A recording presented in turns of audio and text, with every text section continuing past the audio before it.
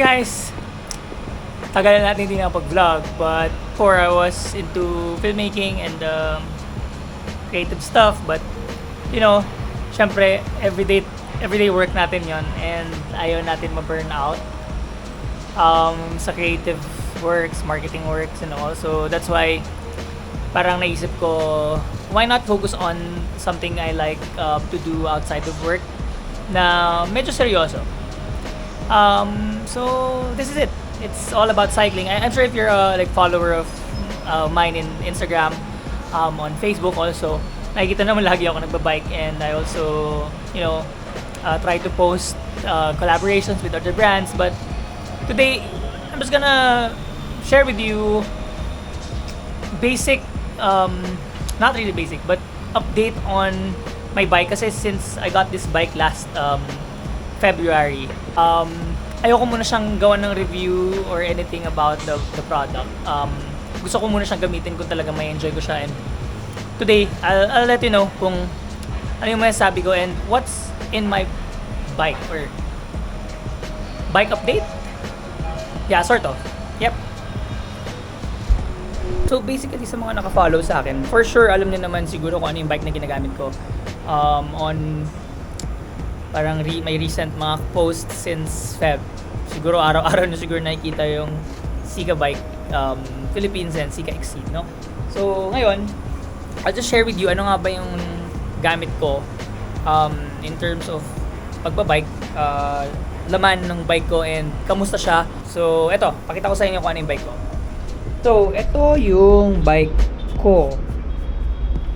This is a SEKA Exceed standard frame from SEKA Bikes. Ayan o, SEKA or SEKA, pwede. So basically, this is a small 47 seat tube to mga around 51, 52 top tube with a carbon seat post. I also use a full carbon integrated na handlebar. I'm using a 3K gloss 38mm carbon fiber na rim set from front at saka rear. Tapos I'm using a EC90 dalawang carbon bottle cage. And syempre for the group set, I'm using the Ultigra 52 to 36 yung crankset. So it's a full Ultigra hydraulics na brake set. Ayan po, natanggal, nalaglag, nagasgas siya, so naputol yung takip.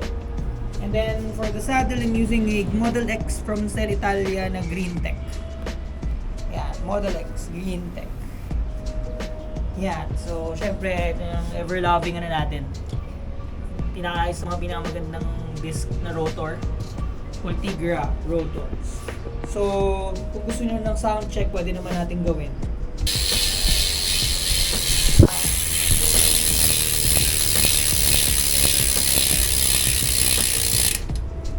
Medyo decent naman yung kanyang sound. Hindi naman super tunog mayaman, pero decent na.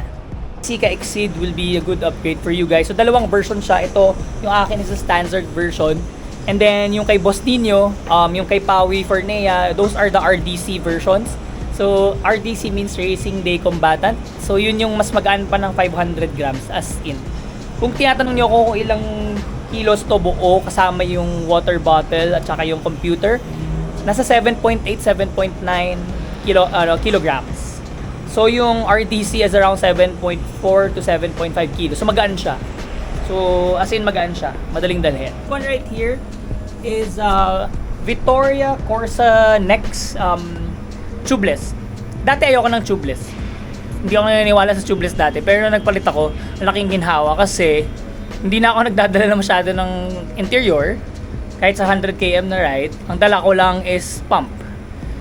So far, sa lahat ng mga rides ko naman, since nagpalit ako, never ako nabutasan. Walang pinch flat, maganda yung kapit niya sa daan, kahit madulas yung daan. Kahit sabihin natin medyo mahal, is sulit na upgrade. So siguro kung nagtatanong kayo anong magandang upgrade for your bike, siguro just get a tubeless tire. Magbabago yung buhay nyo, swear. Yeah. siguro sa mga next upgrades, naiisip ko is to get this one. So I want to change this to SEKA kasi meron talaga for SEKA bikes. Hindi pa lang ako nakakabili. But yeah, soon we'll get it from SPN Cycle, of course. And then siguro another set of upgrade would be power meter. Ang mahal nung Ashoma, pero gusto ko talaga yung Ashoma. Pero isa sa mga options natin is the Majin, yung PES, yung Spider Base for Ultigra. And then siguro next upgrade, if ever I'll upgrade, is wheel set na. Yun nga, sabi ko kanina. Most probably the wheel set. If pang long term plans, yun, siguro XR, YOLO, Loon. Pwede rin Loon kasi bagay naman sa kanya. As long as it's 40mm pababa, hindi ako fan ng 50mm. Masyadong malaki for me, masyadong mabigat para sa katawan ko. So yeah, so nakikita naman siguro yung future ng channel to is more about cycling, and I hope to produce more cycling contents eventually. So hopefully na-enjoy nyo to kahit paano. Kung may questions kayo, let me know. Please don't forget to follow SEKA Bikes Philippines, SPN Cycle Philippines, and then also sa TAGALOG. Update tayo kung sakali. Follow me on Instagram, Facebook, and TikTok. Yeah, kung may mga questions kayo, let me know on the comments or message me on my social media pages para at least makapag-usap tayo about this SEKA bikes in general. Kasi I do feel na